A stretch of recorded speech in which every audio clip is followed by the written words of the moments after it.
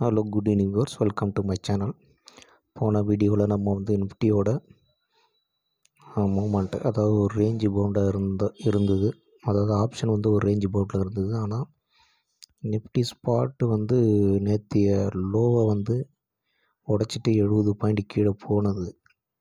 வாங்க அது எப்படி போயிருக்குன்றதை பற்றி பார்ப்போம். இப்போ பார்த்தீங்கன்னா நான் இப்போ 5 மினிட்ஸ் கேண்டில் போட்டுக்கிறேன்.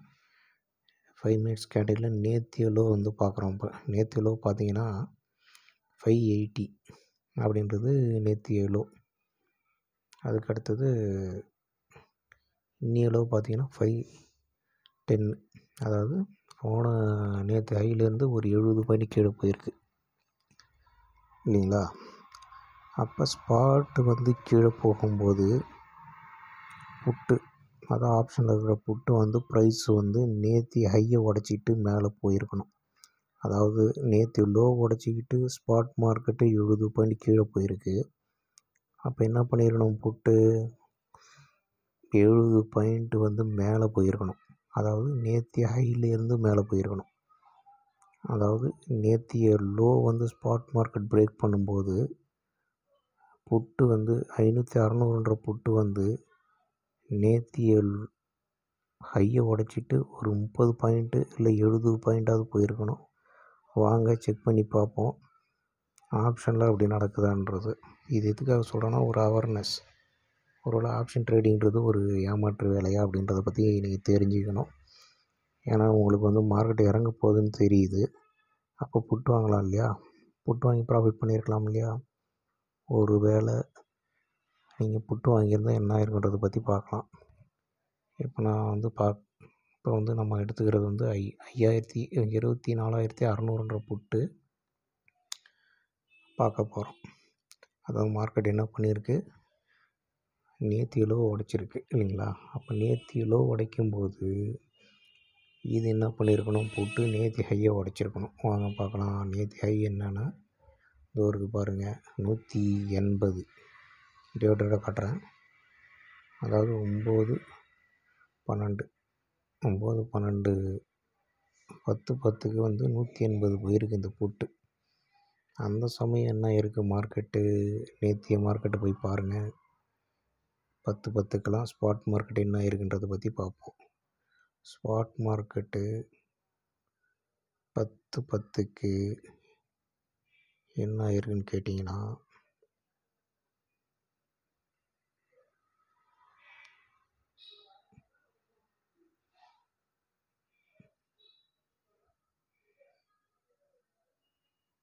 போயிருக்கு 580 லோ போயிருக்கு இல்லைங்களா. அப்போ புட்டு ஒரு ஹை போயிருக்கு.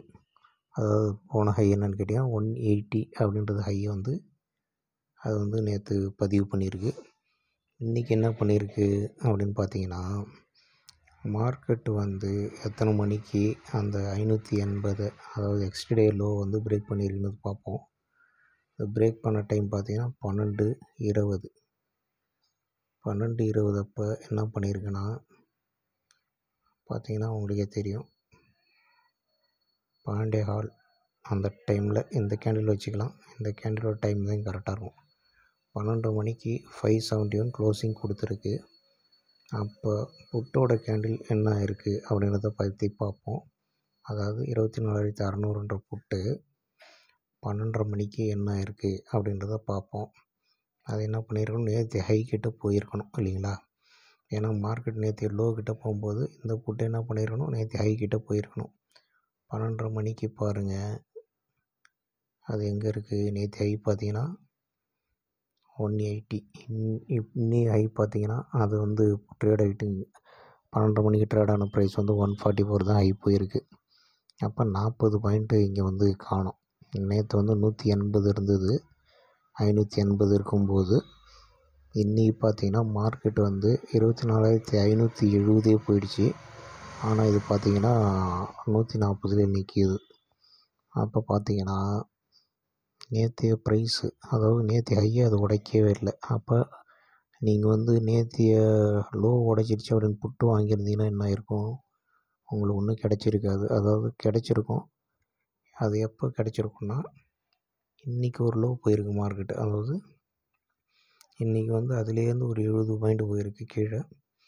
அதாவது 510ன்ற இடத்துக்கு கீழே போயிருக்கு.